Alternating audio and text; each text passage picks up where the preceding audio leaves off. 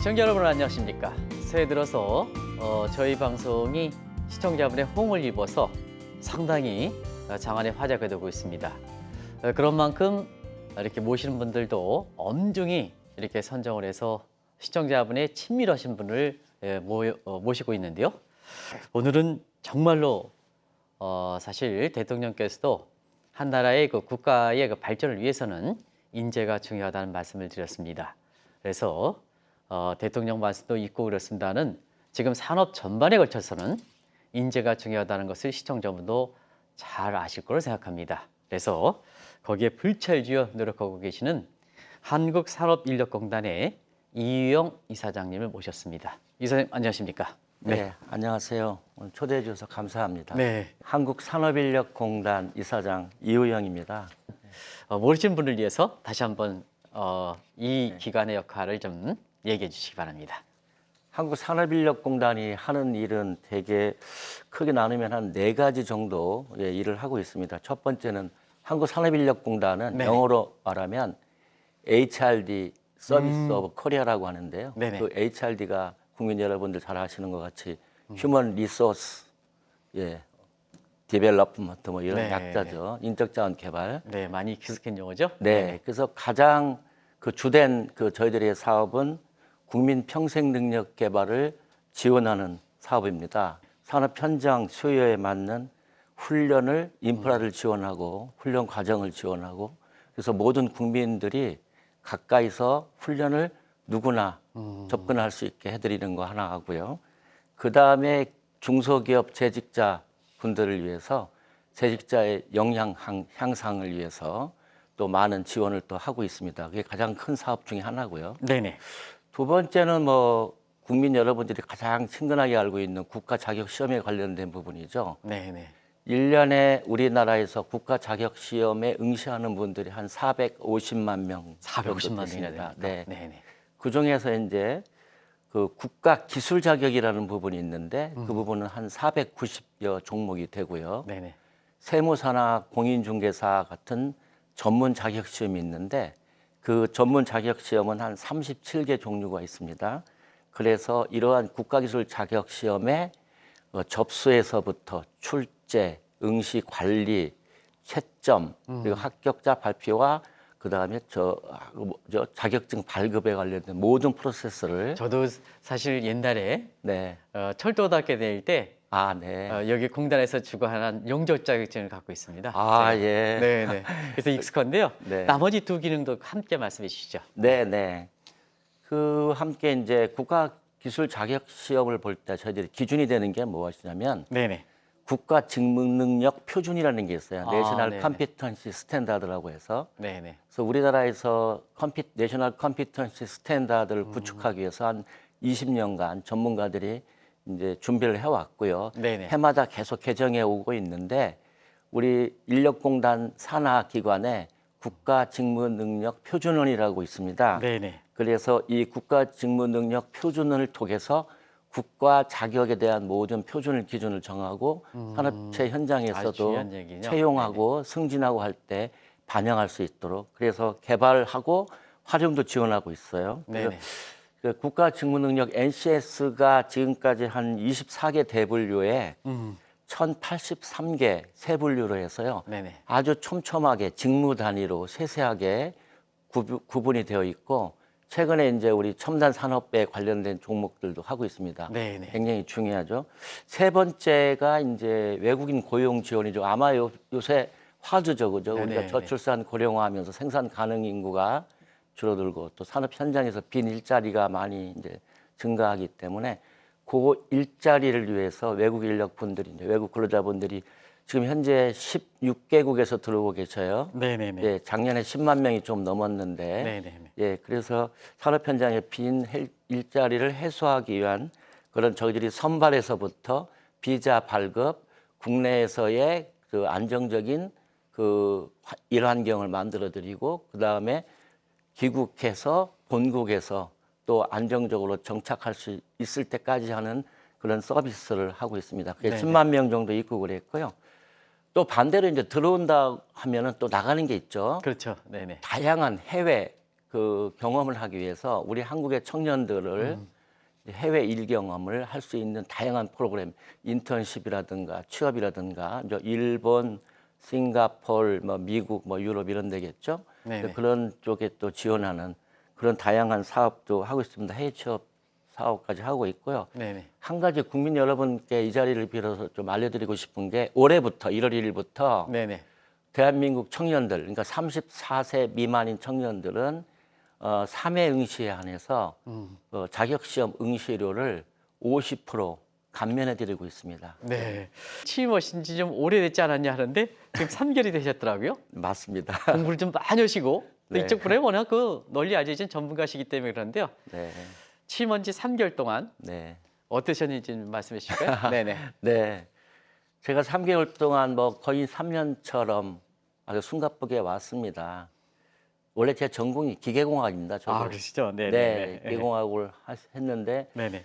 제가 대학 교수 생활을 31년 3개월을 이제 했고요. 네네네. 예, 31년 3개월 중에서 아마 한 25년 정도는 국가 인적자원 개발에 관련된 아, 부분하고 그러시군요. 청년 네네. 고용에 관련된 일을 정부와 함께 같이 많이 일을 해왔습니다. 그래서 그런 쪽으로 쭉 일을 해오다 보니까 이쪽에 이제 특히 그 전부터 산업인력공단에 관련된 다양한 사업들이랄지 네네. 또는 뭐 노사발전재단이랄지 경제사회노동위원회랄지 또 한국고용정보원이랄지 이런 정부 산하의 고용 노동에 관련된 기관들과 많이 이제 일을 해온 경험이 있어서 그런지 3개월 정도지만 3개월 동안의 전문성을 가지고 아마 일을 할 수 있는 그런 기반이 되었다고 보고 특히 제가 2014년부터 한국 폴리텍 대학이라고 있는데 네네네. 전국에 36개 캠퍼스 정도 네네.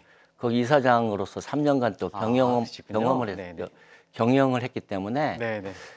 경영도 뭐 경험해 봤고 또 전문가로서의 정책 설계라든가 사업 수행도 다양하게 해본 경험이 있어서 3개월이지만 뭐 남보다는 좀 죄송한 말씀이지만 그래도 좀 빨리 네네. 업무를 파악하고 좀 적응하는 해지 않았나 그렇게 생각을 하고 있습니다. 그러게 말이에요. 사실 지금은 이제 인력 차원뿐만 아니라 기관이 주는 어떤 신뢰성 이것도 굉장히 중요하단 말이에요. 중요합니다. 그런 측면에서는 작년의 수성 경력이라든가 이거 포함해서 네. 시간이 가면 갈수록 산업인력공단에 대한 신뢰도 네. 이게 굉장히 높아지고 있지 않습니까? 그 내용을 좀 맞습니다. 정리해 주시죠. 작년에 예를 들면은 OECD에서 공공 분야의 혁신 사례를 선정을 합니다. 우수 사례를. 네네네. 2년 연속 저희들이 선정을 했어요. 아, 예, 이례적이지 않습니까? 그런 거는? 예, 네네. 아주 이례적인데요. 네네. 그 이제 자랑스럽게도 그 중에 하나가 저희들이 국가 자격증을 모바일 서비스로 이제 하고 있습니다. 네. 이미 뭐 그 2년 전부터 이제 시행을 하고 있는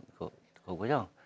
그 다음에 또 한 가지는 이제 국가기술 자격 시험을 보면 시험을 본 응시자가 내가 왜 몇 점을 받아서 탈락을 했는지 불합격됐는지를 그동안 깜깜이었습니다. 네네네. 그 부분을 이제 그 데이터로 보여주면서 취약 부분과 그 다음에 이 부분을 보강하기 위해서 어떤 부분에 취약된 과목들을 더 학습을 하고 훈련을 받으면 되겠다라는 피드백 서비스, 아. 예, 그런 서비스를 OECD에서 공공 혁신 사례로 저희들이 선정을 해준 거가 있고요. 네네. 그 다음에 이제 저희들이 굉장히 청렴이라든가 감사 뭐 이런 부분에 대해서 상당히 저희들이 공공기관으로서의 공공성 확보하려고 노력을 많이 하고 있는데 네네. 그 결과로 세계 내부 감사인 협회라고 있습니다. IIA라고 하는데요. 네네. 저희들이 공공기관으로서 그 세계 내부 감사인 협회에서 인증하는 국제 내부 감사 기준 품질 유지 증서를 작년 말에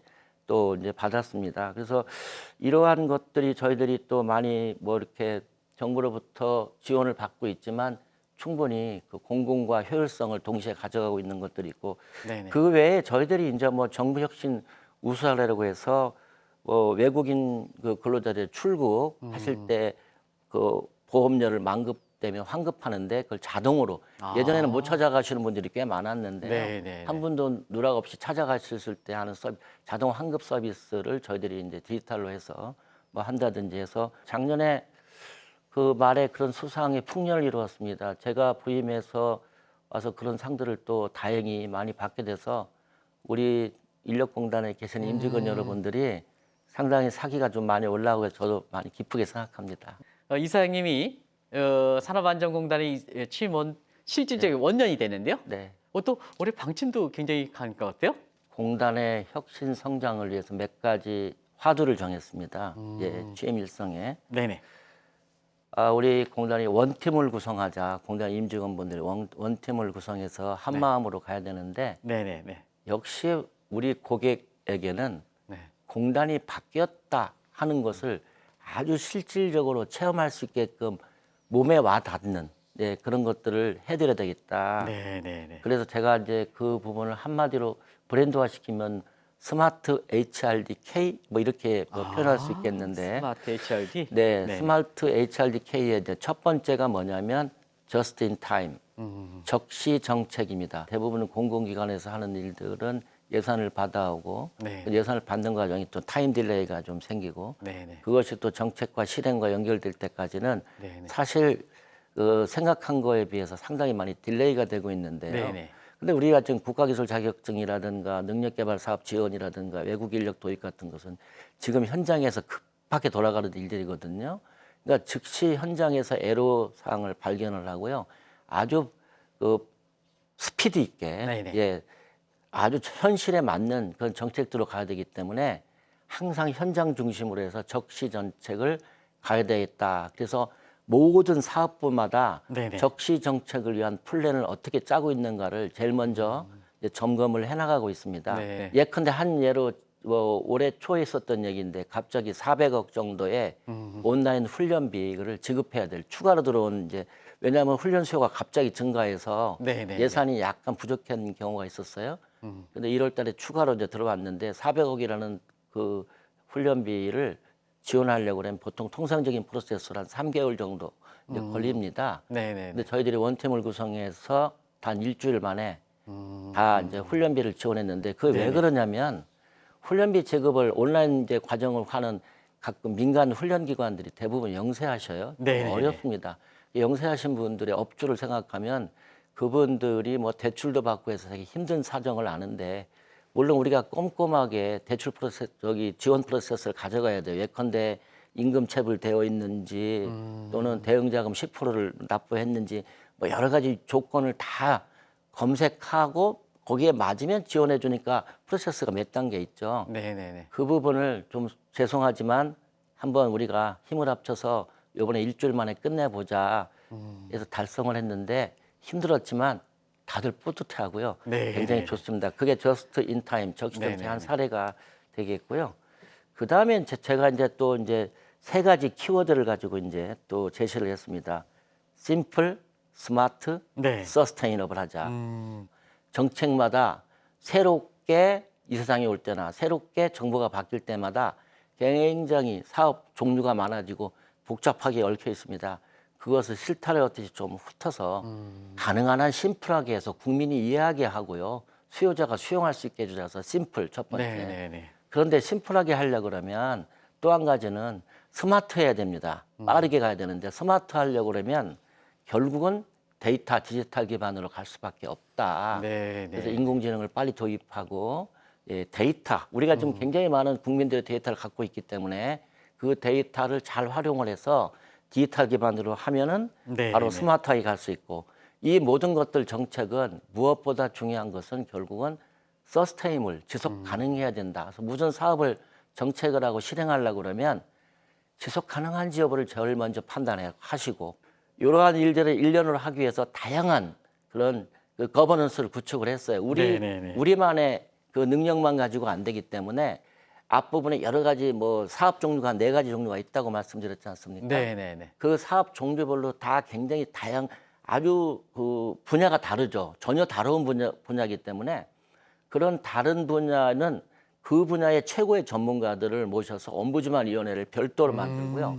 그 네네. ombudsman 위원회를 통해서 외부의 목소리를 듣고 그 상위에 안전경영위원회를 자문위원회를 만들어서 통합하는 역할도 하기 위해서 거버넌스 구축을 통해서 실질적으로 외부의 목소리와 내부의 그 역량이 집결될 수 있도록 하는 그런 것들을 하고 있고 또 한 가지가 이제 디지털 시대가 되기 때문에 네네. 초개인화 서비스가 가능해지고 있거든요. 근로자 한 사람 한 사람의 역량을 철저하게 진단을 해서 우리가 지금 뭐 모바일 휴대폰이라든가 뭐 이렇게 플랫폼, 디지털 플랫폼을 열어보시면 우리가 여러 번 그 검색해본 자료들이 저한테 취향에 맞는 걸로 계속 떠올라오지 않습니까? 인공지능이 네네. 자동으로 알고리즘이죠? 검색해 주는 네네. 거죠. 네네. 그런 식으로 이제는 앞으로는 우리 개인이 살아가면서 입짓기에서부터 제2의 인생이 살아갈 때까지 계속 어떤 역량을 축적해 가야 되고 그 사람의 적성과 살아온 경로와 뭐 이런 자격과 학력과 이런 것들을 다 분석을 해 나가면서 네네. 거기에 맞는 일자리를 계속 바꿀 수 있도록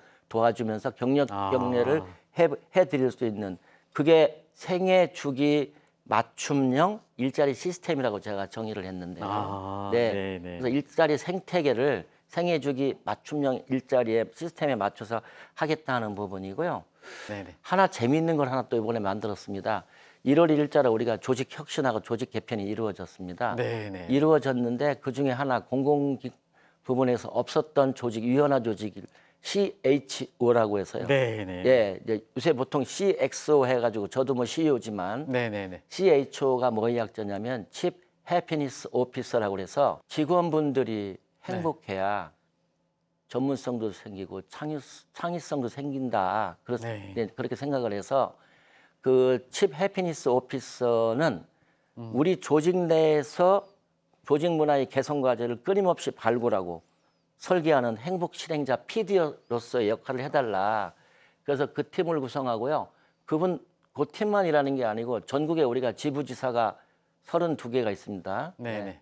그 해외 17개 또 EPS 센터가 또 있는데요. 네네. 그 지부지사에 계신 분들도 행복 설계자 팀에서 유연하게 또 참여해서 모든 것들이 본부에서 이루어지는 그런 일들이 다 지부지사로 전달 체계를 통해서 확실하게 동시에 실시간으로 전달될 수 있게 하는 그런 그게 바로 소통이라고 생각하는 건데 네네. 이 소통을 굉장히 행복 설계자도 있지만 소통의 문화가 굉장히 중요하다. 그래서 소통을 어떻게 스마트하게 할 건가 하는 부분에 대해서도 이제 많이 연구를 해가고 있습니다. 혁신 기업이다. 네. 성공할 수 있는 요소를 어떤 쪽으로 공학적 관점이니 이렇게 인력 네. 노동시장 관점이니 다양하게 좀 얘기할 수 있을 거로 생각하는데요. 네. 혁신 기업으로 성장할 수 있는 중요한 요소 이런 거 좀 이사장님 한번 정리해 주시죠. 딱 한마디로 한 단어로 말씀을 드릴 수 네네. 있다 그러면 혁신 기업으로 가려 그러면 네네. 사람입니다. 사람. 네네. 네. 사람이 어떻게 우리 조직에서 우리 기업에서 일하는 어떤 역량을 가진 인재를 우리 기업마다 가지고 있는 특성이 다 다르거든요. 네네네. 예. 제조업도 있고 IT도 있고 뭐 다양한 분야 영역이 있는데 그 다양한 영역별로 필요로 하는 인재상이 제가 경험해 본 바에 의하면 다 많이 다릅니다. 그래서 적재적소에 적합한 인재를 어떻게 기업에서 선택하게 해줄 수 있겠느냐 네. 하는 부분에 대한 아주 미세한 설계 부분을 좀 해가 서비스를 해주는 게 좀 필요할 것 같습니다. 그래서 사람, 혁신 기업으로 가려면 사람.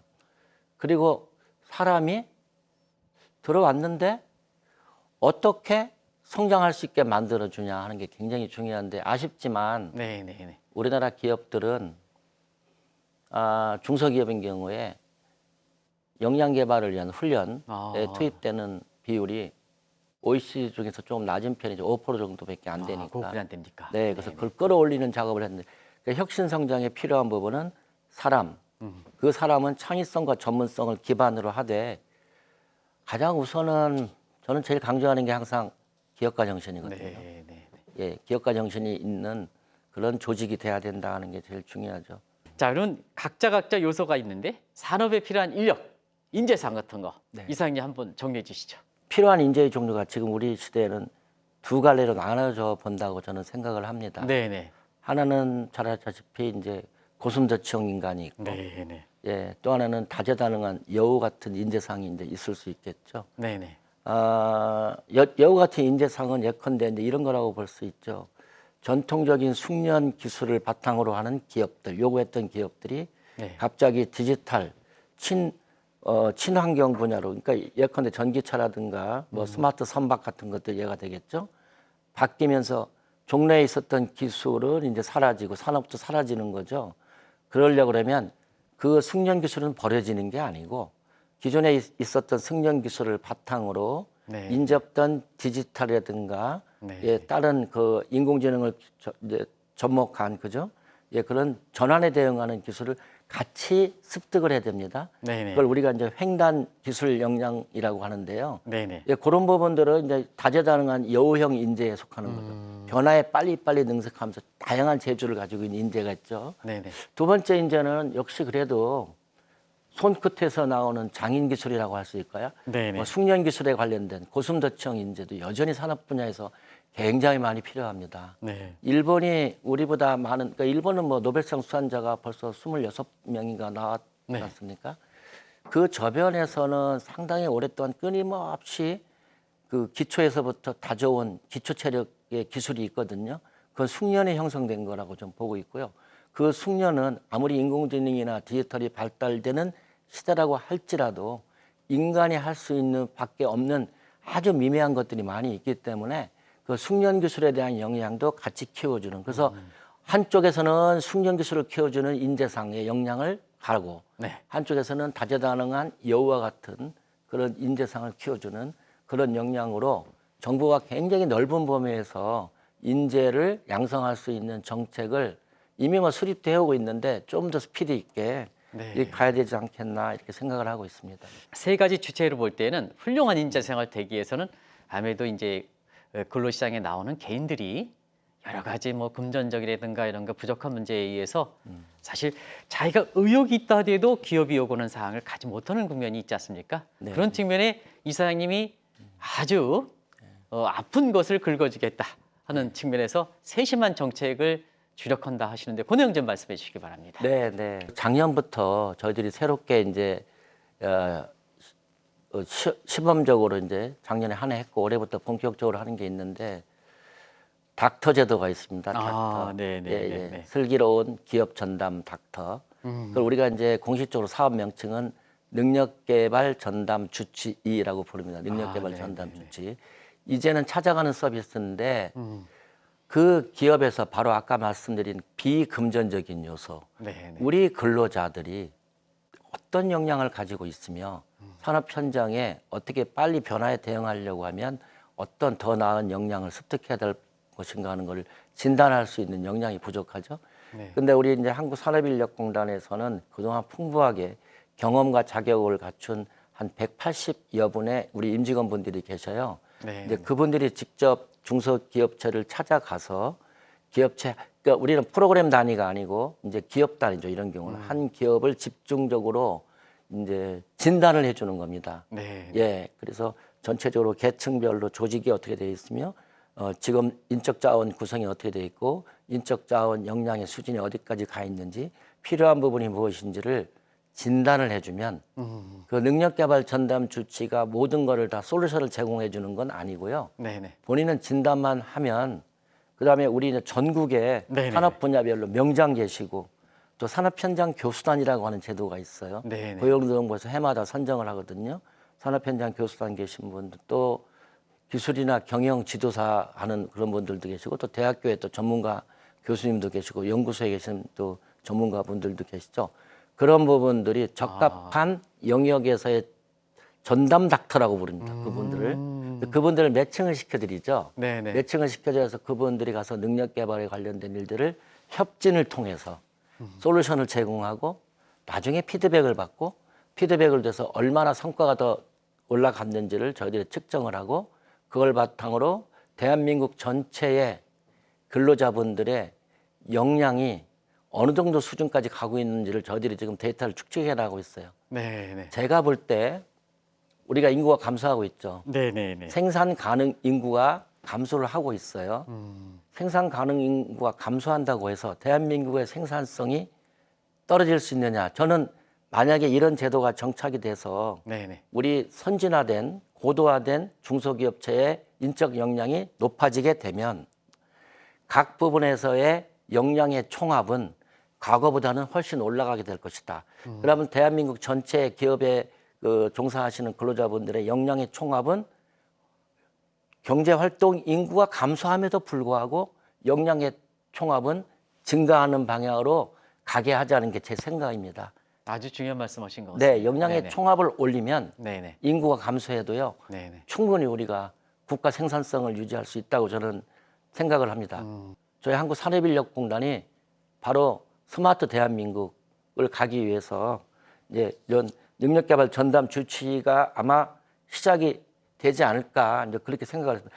작년에 처음 시작을 했는데요. 네네. 처음 시작할 때도 벌써 9,000개 기업의 훈련 사업을 아. 매칭을 했습니다. 그 중에서 약 90%지가 네네. 90%의 기업들이 훈련에 참여했거나 스스로 훈련 컨설팅을 받아서 다른 기관을 통해서 훈련을 받는 그런 그 기업들이 이제 90%가 그런데 이제 올해부터 중요한 게 모바일 기기, 태블릿 PC 같은 모바일 기기를 도입을 해서 우리 능력개발 전담 주체가 직접 찾아가서 모바일 기기 안에 훈련 추천 AI를 도입을 했습니다. 저희들이.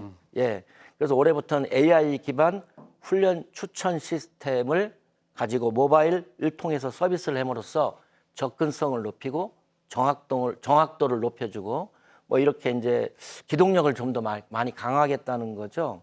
그래서 아마 이렇게 하면 현재 우리가 OECD 국가 중에서 평생학습 참여율이 상당히 낮은 이제 국가로 지금 아직 평가를 받고 있는데 몇 년이 지나면 아마 상당한 수준으로까지 제 희망이지만 네네. 올라갈 것 같다라고 저는 뭐 네. 희망적으로 생각하고 있습니다.